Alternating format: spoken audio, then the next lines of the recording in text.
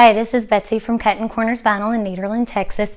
Excuse my voice, I have a bit of laryngitis, so I don't sound like myself. But on our tutorial today, we have a fun oracal project to do, but I wanted to go ahead and remind you about our scrap box giveaway on April the 4th. Now, if you like and share our Facebook page, you're subscribed on YouTube, then those are one or two ways you can have an entry in to win it. If you place an order or come into store and make a purchase, you also can get an additional entry, one per day. So, one of the things we're going to go over today is how to use your Oracal 651 to make a stencil. Now, this was just a quick little project that I did on here. I didn't get my paint on there perfectly, but I'm going to show you how to do it. So, first things first, I laid out my t-shirt, and this is just a piece of Coroplast, which is a type of sign board.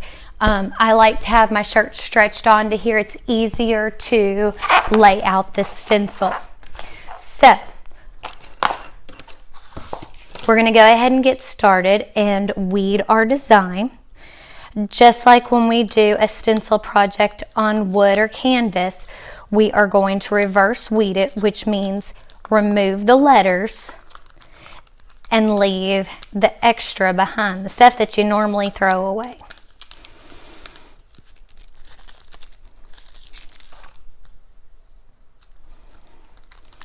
So, there we go. We got all the extra removed. Now I'm going to take my transfer tape, which the pick is my favorite pick, as you can see, is available on our website, and so is the transfer tape. So I'm going to take my pick and grab the corner of it. I like to use it to lift it. It's easier to work with that way. So I'm going to remove my paper backing and mask over it.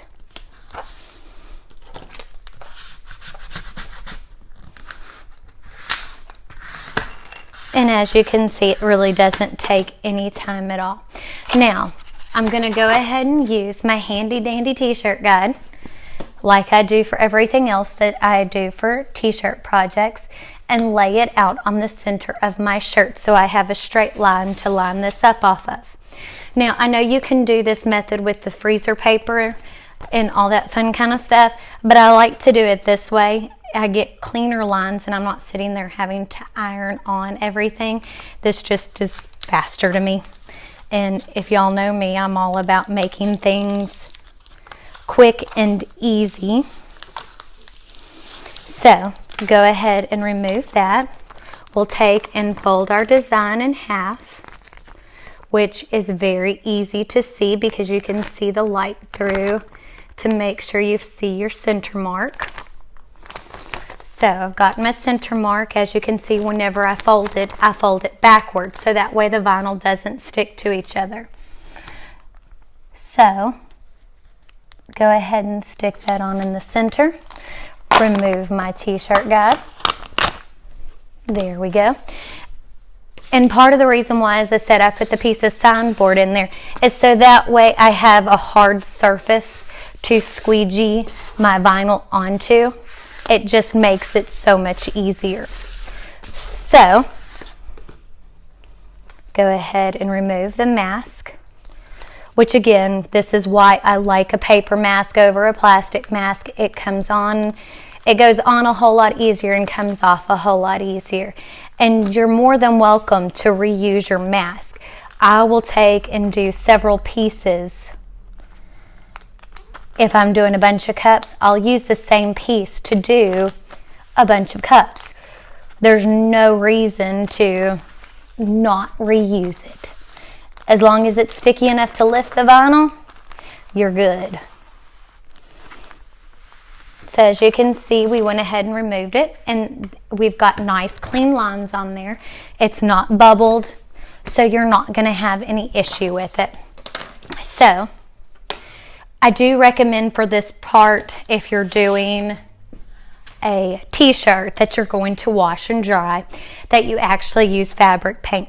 I don't have any fabric paint, so we're using just plain old acrylic.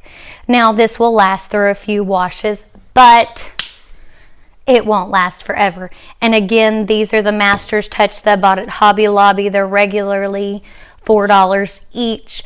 I paid like $2 for them because those puppies go on sale all the time. So I like to take and use a sponge brush that is round when I'm doing this, because I like to stamp my paint on there,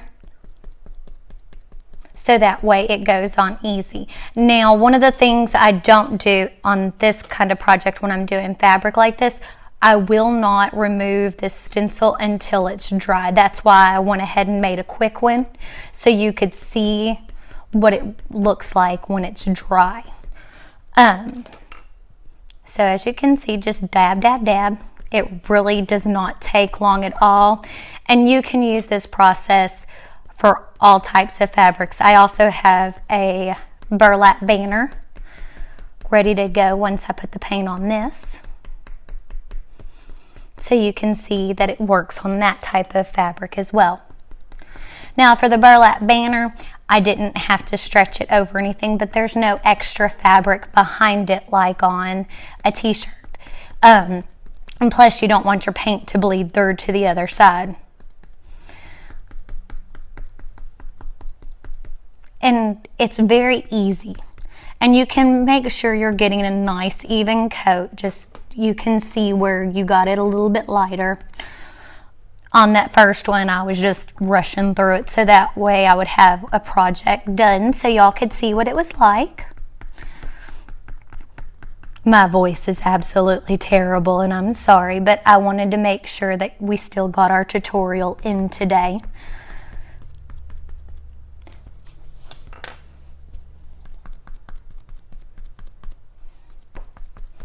Now on this one, part of the only reason I'm not going to remove this one while it's wet is because there are so many little parts to it.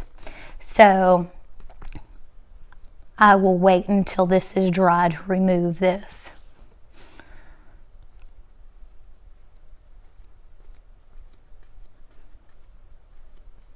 There we go.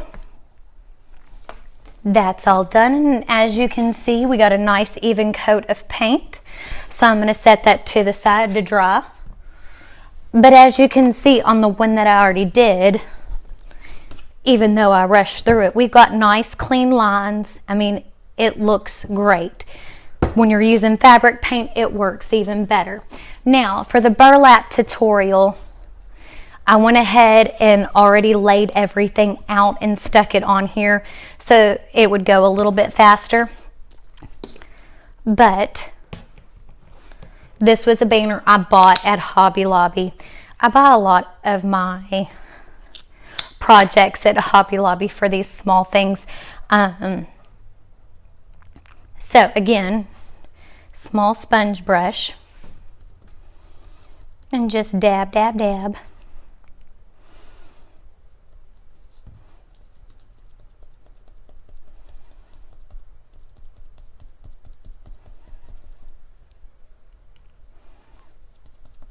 And y'all know me, I like it to have that homemade look. Now on these, I actually use the same piece of transfer tape on all of these letters. And one of the things you can do to give your project a little bit of dimension is you can take, while this is wet, and use your pick and remove that inner part of the heart.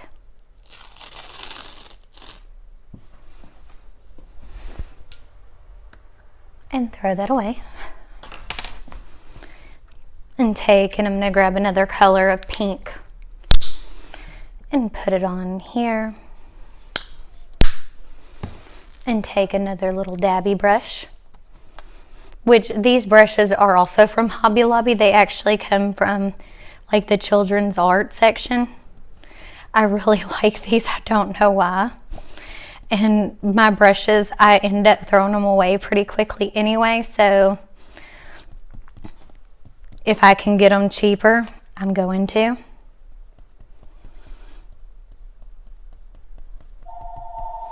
So now I do recommend putting something underneath this so you don't get your table messed up like I did, but as you can see, it goes on pretty easily.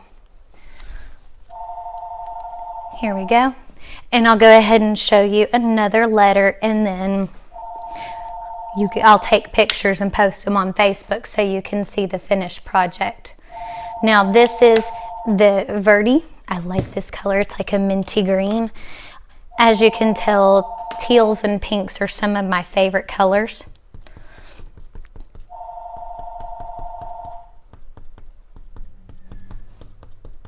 So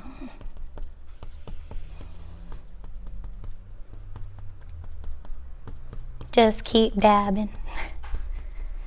When I do this, I always think of Nemo and Dory because it's such a repetitive process. So I'm going to take and grab the edge of the back side of it and lift. And I think this banner was like $5.99 from Hobby Lobby, and I used my coupon. I'm all about using my coupons.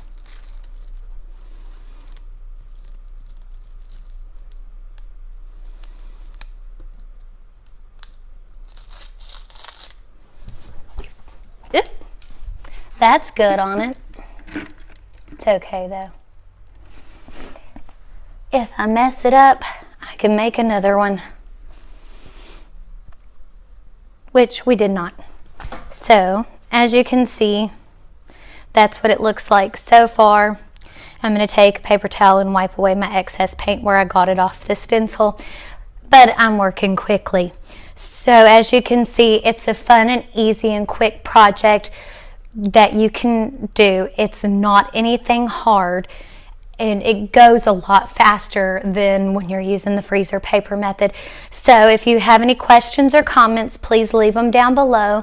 And if you liked the video, or if you didn't, go ahead and hit like or dislike to let me know.